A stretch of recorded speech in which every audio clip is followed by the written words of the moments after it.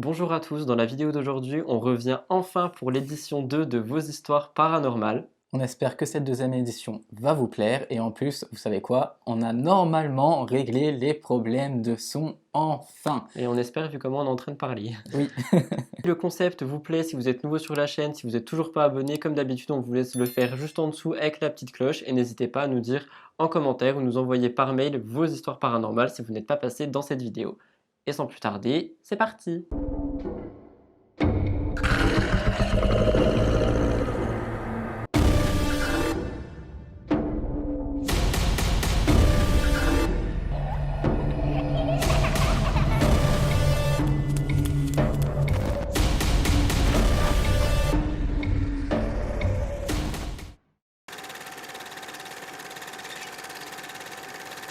Pour cette première histoire, on n'a pas grand chose à dire, on va juste vous laisser visionner cette vidéo.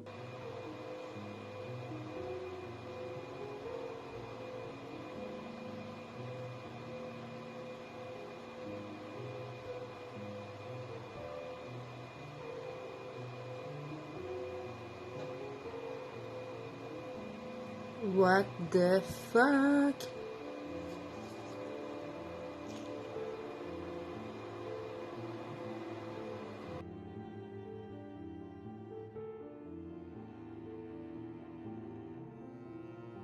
comme vous avez vu, c'est vraiment étrange ce qui s'est passé dans cette vidéo. Même nous, on comprend pas comment ça a pu bouger de cette façon tout seul.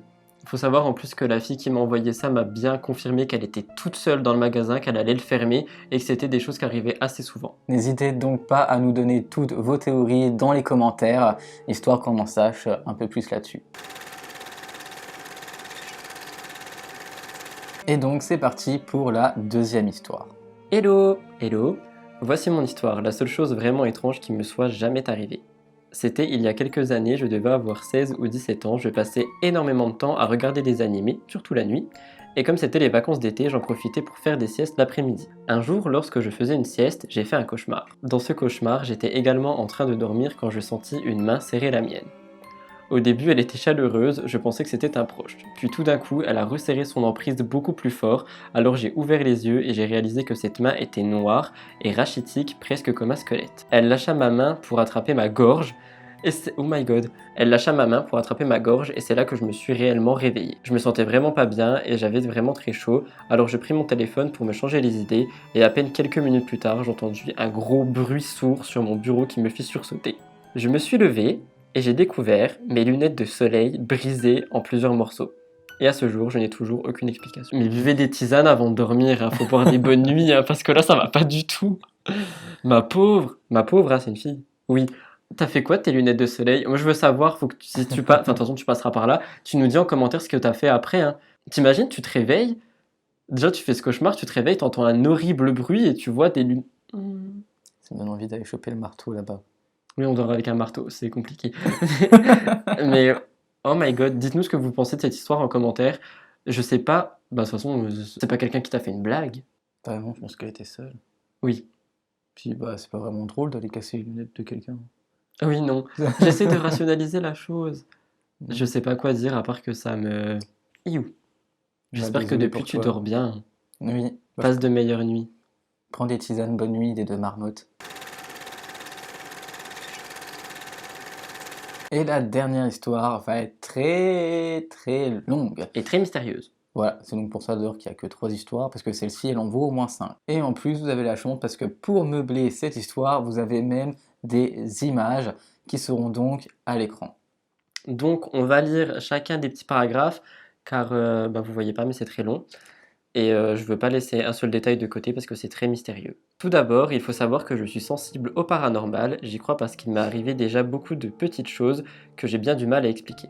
Par contre, ma sœur, qui est aussi concernée par cette histoire, est une personne très cartésienne, elle n'y croit pas vraiment, seulement là, elle a été autant surprise que moi, au point de douter de sa propre opinion. Cela risque d'être un peu long. Alors si vous avez besoin de couper certains passages, ou de les rediriger autrement, je comprendrai. Ce sont tes mots, on lit tes mots. Tout commence il y a quelques mois, au début du premier confinement de 2000. Nous venions d'avoir les clés de notre nouvelle maison, mes parents, ma sœur et moi. C'est une maison neuve, nous en sommes les premiers habitants, et elle a été construite sur des champs avec le reste du quartier. Donc tout est neuf autour de nous. Je vais commencer par vous raconter 2 rêves troublants que j'ai fait avant d'emménager dans cette maison. Ces rêves sont importants.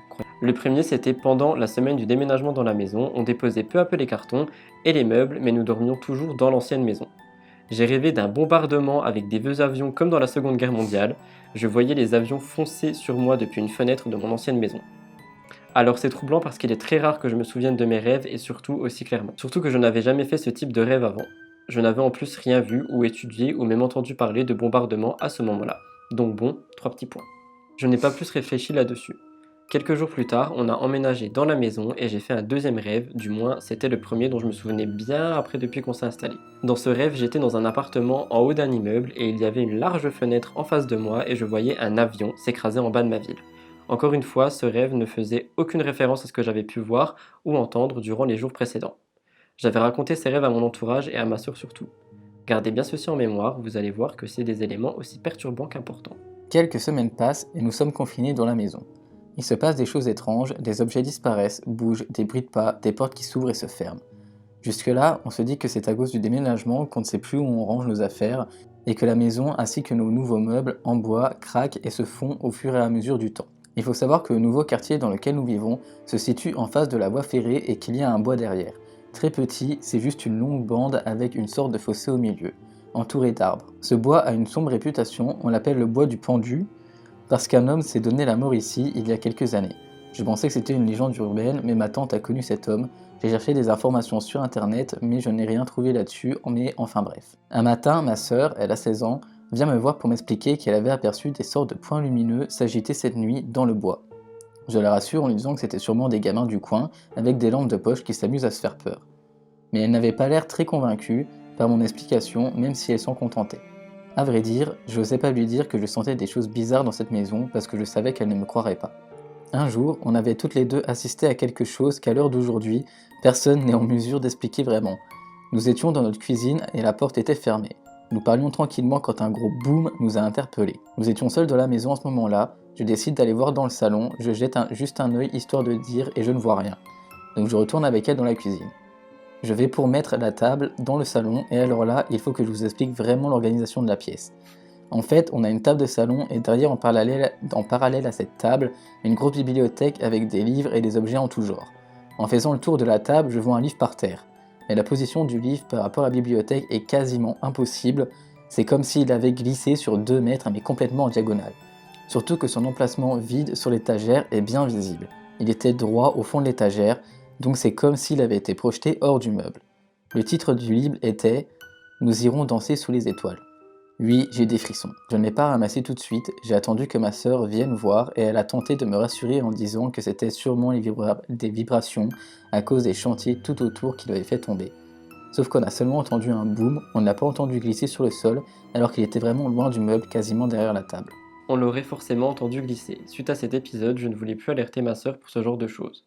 Et un jour, un autre événement est arrivé un peu similaire. J'avais passé l'après-midi seul chez moi, dans le salon, à travailler. Ma sœur venait de rentrer des cours. On a discuté un peu dans la cuisine et puis elle est montée dans sa chambre.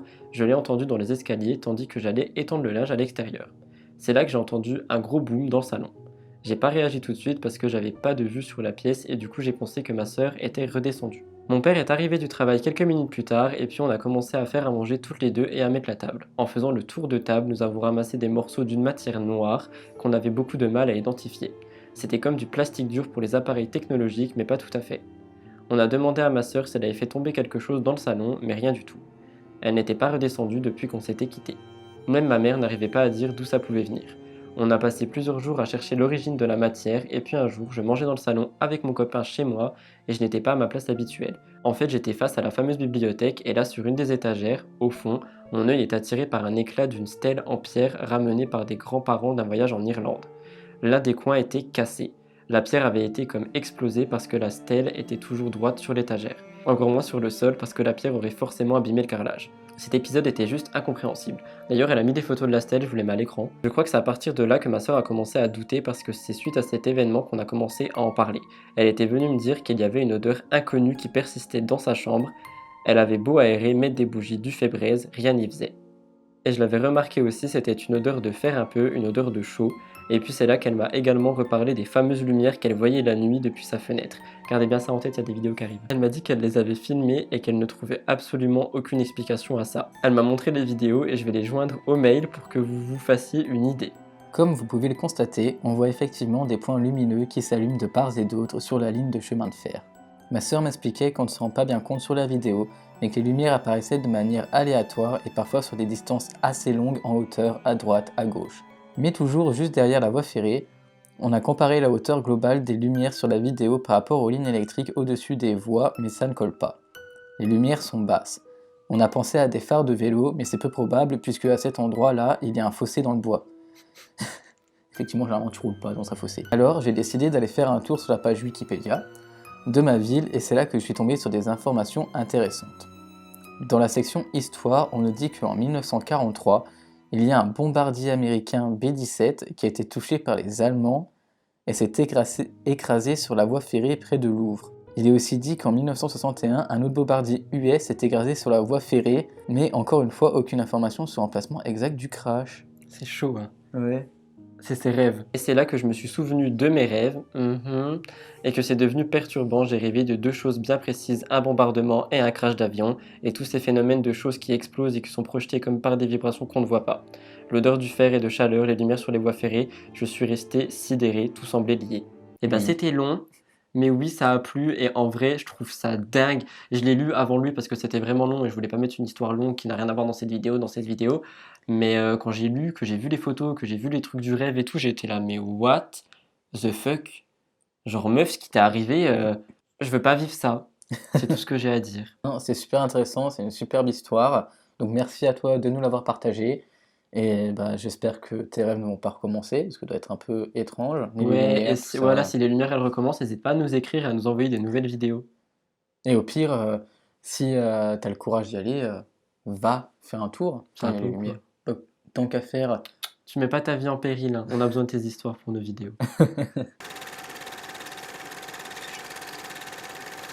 Voilà tout le monde, c'est tout pour cette deuxième édition de vos histoires paranormales. Il y a eu peu d'histoires, mais la dernière a sûrement duré 10 minutes pour vous, pas pour nous, c'était encore plus long, regardez. Je suis vraiment désolé.